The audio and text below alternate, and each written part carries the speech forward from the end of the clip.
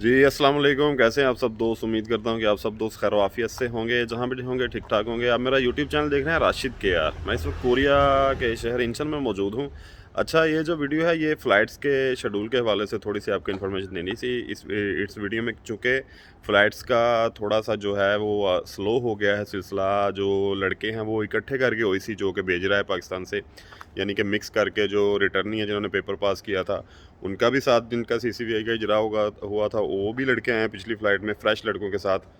ये कमिटेड लड़के नहीं हैं। कमिटेड लड़के वो थे जो 5 साल एक ही कंपनी में लगा के गए और फिर वो आ रहे हैं। उनकी अलहदा फ़्लाइट होती है। और ये वो लड़के होते हैं जो मतलब अभी रिसेंटली पेपर दिया था जिन्होंने, तो फिर उसमें ये क्लियर हुए थे और उनका जो वीज़े आए थे, तो उनका ये फ्रेश के साथ ही एडजस्ट करके भेज रहे हैं, तो लड़के कुछ इकट्ठे करके।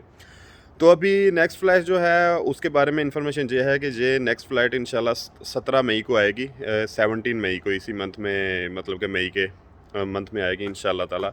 तो इस हवाले से मैंने कहा आपको अपडेट दे दूँ, चूँकि लड़के काफ़ी ज़्यादा क्वेश्चन भी कर रहे हैं इस हवाले से कि शायद फ़्लाइट्स का सिलसिला रुक ना गया हो। तो ऐसा नहीं है बिल्कुल।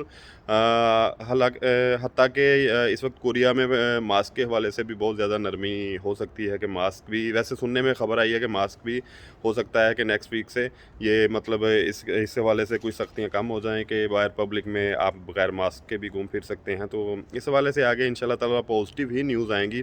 तो फ़्लाइट्स के हवाले से है कि जो 17 तारीख को इंशाल्लाह फ़्लाइट आएगी, 17 मई को, उसमें ऐसा होगा कि उसमें भी मिक्स ही लड़के आएंगे। उसमें रिटर्नी लड़के भी होंगे, उसमें ये फ्रेश लड़के भी होंगे जिनका सीसीबीआई जरा क्लियर हो गया। तो मेरे ख्याल में जो मेरी ज़ाती राय है, ओईसी ये कोशिश कर रहा है कि जो लड़के हैं ना उनको 5-10 लड़के तो अब एक फ़्लाइट में भेज नहीं सकते।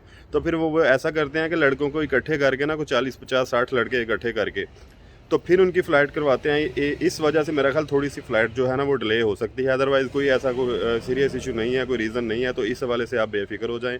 आप जिन जिन लड़कों का सीसीबीआई का इजरा हो चुका है वो अपनी अपनी तैयारी रखें, और जिन जिनका ज़ाहिर-सी बात है अभी सीसीबीआई का इजरा नहीं होया, जो रिटर्नी लड़के हैं जिन्हों के वीज़े आ चुके हैं कंपनियों की तरफ से, वो थोड़ा वेट करें। क्योंकि फ़्लाइट जो होती है वो हमेशा, फ़्लाइट शेड्यूल उनका होता ही हमेशा सीसीबीआई इजरा होने के बाद है। सीसीबीआई इजरा का मतलब ये है कि आप अपने लगेज वगैरह तैयार करें, आपका जो है पूरा प्रोसेस है इमिग्रेशन का वो कंप्लीट हो चुका है, तो उसके बाद ही आपकी फ़्लाइट होती है, फ़्लाइट शेड्यूल होता है। वो थोड़ा पहले भी हो सकता है, वो थोड़ा-सा लेट भी हो सकता है। तो इस हवाले से आप परेशान ना हों।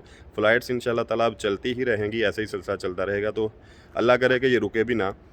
तो बाकी ये अपडेट थी फ़्लाइट्स के हवाले से कि 17 मई को इंशाल्लाह फ़्लाइट कोरिया के लिए आएगी। मेरा ख़्याल है कि इसमें काफ़ी लड़के होंगे।